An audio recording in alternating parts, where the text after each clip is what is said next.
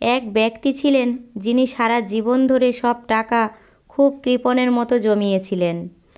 ঠিক মারা যাওয়ার আগে স্ত্রীকে ডেকে বললেন, দেখো, আমাকে একটা কথা দিতে হবে। আমি মারা গেলে আমার সব টাকা পয়সা আমার কফিনের মধ্যে দিয়ে দেবে, কারণ আমি সব আমার পরের জন্মের জন্য নিয়ে যেতে চাই। লোকটি যখন মারা গেলেন, ওনার স্ত্রী তখন ওনার পাশেই বসেছিলেন। লোকটির বন্ধুও তার পাশেই বসেছিলেন। কফিন তোলার ঠিক আগের মুহূর্তে স্ত্রী বললেন, একটু অপেক্ষা করুন। তারপর উঠে গিয়ে একটা ছোট্ট বাক্স কফিনে দিয়ে দিলেন।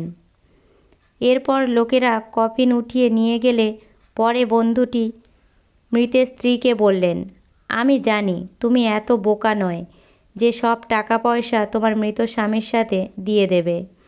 বিশ্বস্ত পত্নী উত্তর দিলেন, আমি কথার খেলাপ করতে পারি না। আমি ওনাকে কথা দিয়েছিলাম সব টাকা পয়সা আমি ওনার কফিনেই দিয়ে দেব।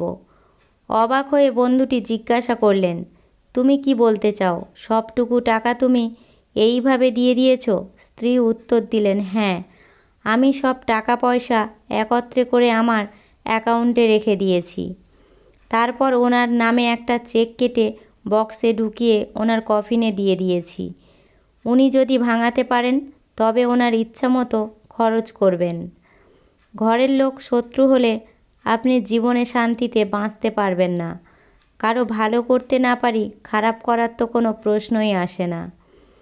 নিজের জীবনের এতটাই সস্তা বানিয়ে ফেলবেন না যে 2 পয়সার ছোট লোক এসে খেলা করে চলে যাবে। টাকার গরম, রূপের অহংকার, ক্ষমতার দাপট এগুলো কোথায় রাখবেন? শ্মশানে কিন্তু কোনো লকার নেই। জীবনে তারাই বেশি কাঁদে যারা 10 জনকে নয়, একজনকেই বেশি ভালোবাসে। কি অদ্ভুত! কারোর সুখ দেখলে খুশির বদলে আফসোস হয়। কেউ বিপদে পড়লে সমবেদনার থেকে সমালোচনা বেশি হয়। পৃথিবীতে এমন কিছু মানুষ আছে যাদের জীবন কেটে যাচ্ছে ভুল মানুষের সাথে।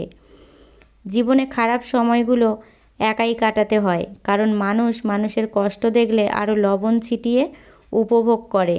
যে পণ চায় তাকে ভিক্ষা দিন, মেয়ে নয়। অতিরিক্ত কোনো কিছুই ভালো নয়, না সেটা বিশ্বাস, না আবেগ, না ভালোবাসা। দিন শেষে একজন পুরুষ ঘরে ফেরে শান্তির আশায়। একজন স্ত্রী চাইলে সেখানে স্বর্গসুখ দিতে পারে, আবার চাইলে নরকের যন্ত্রণাও দিতে পারে। তবে যে যেটা চায় তার কপালে সেটা জোটে না। ঠিক মানুষের জন্য ভুল মানুষকেই নির্ধারণ করে। জীবনের সবচেয়ে পছন্দের জিনিসগুলো হয়তো অবৈধ, নয়তো নিষিদ্ধ, হয়তো দামি, নয়তো অন্য কারো।